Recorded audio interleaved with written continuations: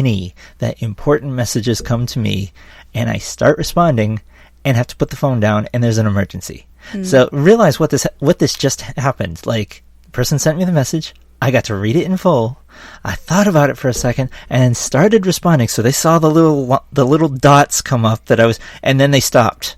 And I went radio silent for 2 hours. And this has happened to me. It's one of those things that, like, you got to be kidding me. Right when it's important, I suddenly can't touch my phone. And I've had people message me and then get angry for not while I'm at work and get angry for not responding to them within the next 15, 20 minutes. Hell, we had somebody make our children pay for us not answering their text message when they thought it was appropriate, and it was like, our kids can never hang out again. Like, wow. Who are these people and where did they come from? We were at work. Yeah. I mean, anyway, that's just the extreme of it. But that actually came from you. That was a person that you weren't sure if they were flirting with you too. Right. They definitely were. They definitely were, but they like denied it every single time it was brought up. It's like, I hope this person doesn't realize that this is happening. But maybe they don't realize that they're flirting, but they fucking are flirting with you. Like, everybody. She would come right out and say, I would make a great filling for your sandwich. I would, like, just so many things. Yeah, I would make you a happy wife. Like, all different. So that was like, that's blatant flirting right there. There's really no denying that. And still, she tried. Well, she didn't try. She flat out denied it. Yeah. Well, all the time. Anytime she got called out on it. There was a few times before. That happened later on in the friendship, but at first she was denying. And there's this thing that I've also seen. Wow, you listen to this show, you think I do Facebook all day long and nothing else, but there's hey, I have a boring job. No. There's a thing that I've also seen on Facebook going around, and it's usually from anxious people in this kind of righteous anxiety thing of validating their the mental illness they struggle with. And my heart goes out to you if you are anxious, suffer from anxiety. I have social anxiety. I totally get it, but please realize it's on you. A line that goes around that says, if they don't respond to you within such and such a time, you're not on their priority list. It's kind of like, no. Yeah, they'll get back to you soon if they can. But people's lives are, life.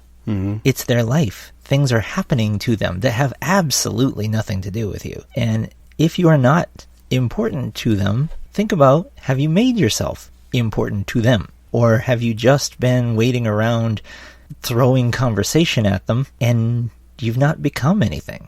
And it's one of those things where there's this righteous indignation if, I see I'm just not important to you, so I'll ghost you now. And it's kind of one of those, I thought we were friends, and I'm sorry, friend, I have a busy life. And if they're that good of a friend, then they know this. Right. So, and it's one of those things. It's like, you could be more important to this person if you showed up.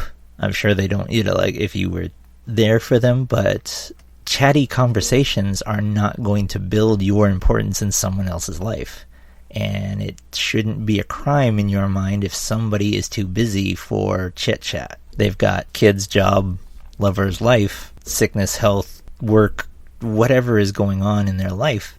That's real. That's what's on their plate, and right then. You can take a hand in that. You can get involved in that. Become important to them. But most people don't take that step. No. Oh, it goes back to that old expression. Everybody wants to save the world. Nobody wants to do the dishes. I definitely don't want to do the dishes. Everybody wants to be like, I should be important to them because I like them, because I'm falling for them, because whatever. But do they know this? But all you've ever done is casual conversation. Right. And now you're super protective of it, and you get upset and hurt and brokenhearted when they don't respond. And ask yourself, what have you done to benefit this relationship? Or have you even let them know how you feel? Right. Because I appreciate somebody coming out and telling me how they feel. I completely appreciate that. I prefer that.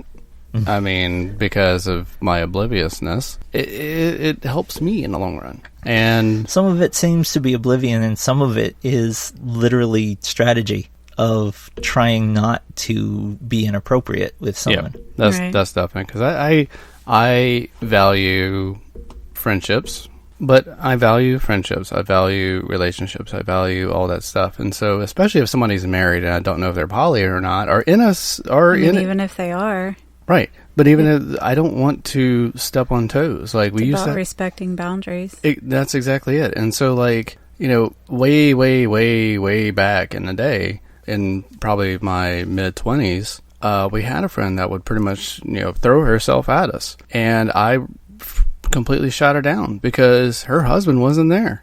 Yeah. And I did not know how he felt about that. And I heard that they were poly. I heard all this other stuff. But if he's not there and...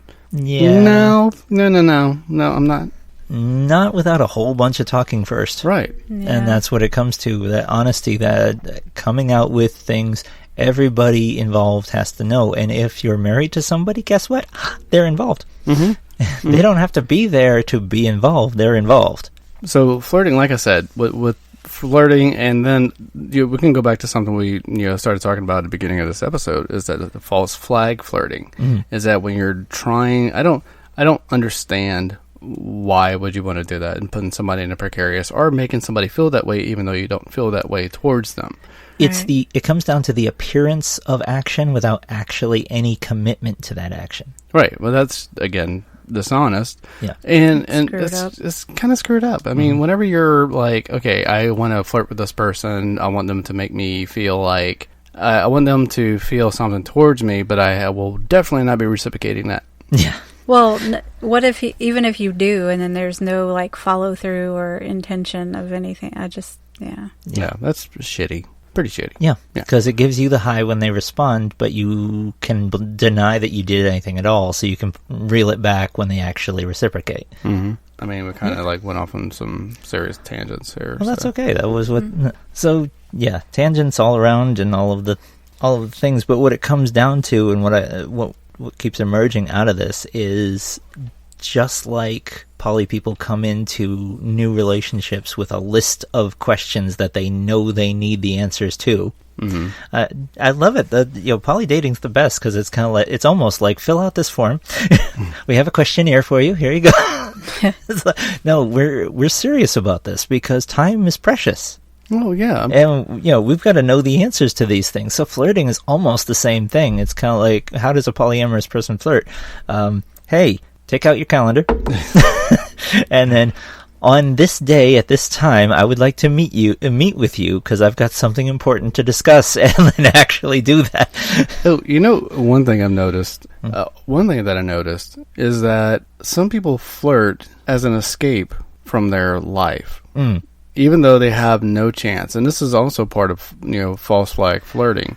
It's the fact that they do it as an escape. Right. To their life, whether they have an unhappy relationship or their life is falling apart. Right. And it's a source of happiness. Which it's fine as long as everybody is aware that that's as far as it goes. Again, It goes back to communication of, hey, this is all it is. This is all it will ever be. Right. So let's stop that. Yeah. Let's either, you need to know that what we have here is just friendship. No matter what happens, we can talk, we can do whatever, not do, but we can talk and platonically say stuff to each other, but that's all it is. Mm-hmm. So I don't want you to think that it's going any further. So if you're using flirting as an escape, I get that, as long as everybody's in the same place with us. And if your life is that bad to where you need to escape constantly, or you're seeking attention from the somewhere else, particular gender that you feel like you're being neglected of, time to make some life choices. I mean, people exhibit those types of things, being flirty in lots of ways, trying to move closer to you, trying to make sure they find you in a group, parties and stuff like that. And the whole just slitting the hair and the permagrin and batting the eyelashes. No. Kind of. Maybe they got more dressed up than they usually do. Just, there's so many signs because when you are crushing on somebody or trying to flirt with them, you are feeling better about yourself, and you're wanting to present to them, so all of these things. Mm-hmm. So as far as I go, I will still use my best determination when it comes to finding out if people flirt with me. But 0? No. Jay will tell me. Oh, that's what I mean. It's like 0 when like you're just going to assume not until someone tells you otherwise. Yes, pretty much. That's it. Yeah, that's what it comes down to. So really, they ought to just tell Jay if they want to flirt with you. Yeah. Yeah, pretty much. I'll know anyway. Yeah, she'll know. Yeah. So, go ahead and flirt with Zan, and then, then contact Jay and say, hey, just so let him know. Just let him know that was flirting, I don't know. I feel like I'm pretty aware. Oh, yeah, you are. Of people flirting with me or flirting in general. Like, I'll watch them flirting with other people. See, I can notice that. I notice other people flirting with other people. I'll notice that in a heartbeat. But when it comes to me personally, not a fucking clue. It's weird. I just think everybody's flirting with me. You do, actually. You do. I really do, yeah. Yeah, you even had that one person that messaged you, and it's like, but you asked me if somebody was flirting with you. Well, you just said that you noticed those things. So. Right, and what did I say? I was like, yeah, but at the same time, it like ended right there. Yeah. So I don't. So maybe I was wrong. So I don't know, but it seemed like it. I can't even remember. That was the one that asked like about dinner or something like that. Oh, the person who came to Kava the one time. Yeah. And only added or friended you and talked to you. Yeah, that was it. Yeah, she was. What it all comes down to is communication, like radical transparency, openness. Flirting is cool, and flirting can start off, but whenever things starts getting a little serious, it's time to talk about it. Yeah. It's time to say, hey, look, I'm feeling a certain way. I've been flirting with you. You haven't noticed. Look, Zan, I'm flirting with... Oh, wait. No, that would be... Yeah. Zan, really. Yeah. It's happening. Yeah, that's pretty much how it goes. Yeah. So, or I give him the look, and I'm like, yep. So they're flirting, and he's like, no, not, no. And I'm like, they're not flirting. They're just being nice. Yeah. And so we'll go back and forth, and I'll keep denying it, and she's right. I mean, but I'll keep denying it, and then because he likes to argue. No, I do not like to argue. Well, you're arguing now. So anyway, on the. But yeah, what it comes down to, I'm going to take my foot out of my mouth. I don't like to argue. You're arguing right now. No, I'm not. So as I remove my foot from my mouth, because I hate feet. I do not like feet. Where's my lamp? He's still your husband. Yeah. I haven't said that in a long time. So, yeah, talk to each other. Like, seriously. Like adults. Holy cow.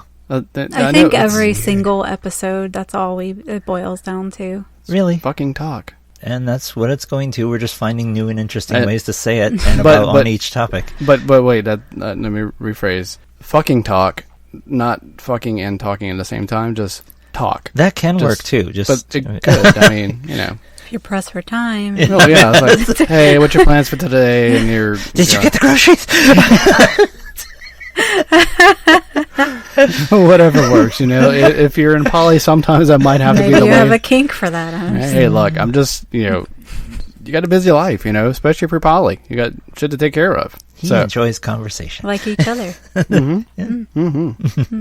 So I guess that's how we can end this one. Yeah. And don't stop flirting. Right. No, never. Don't ever stop flirting.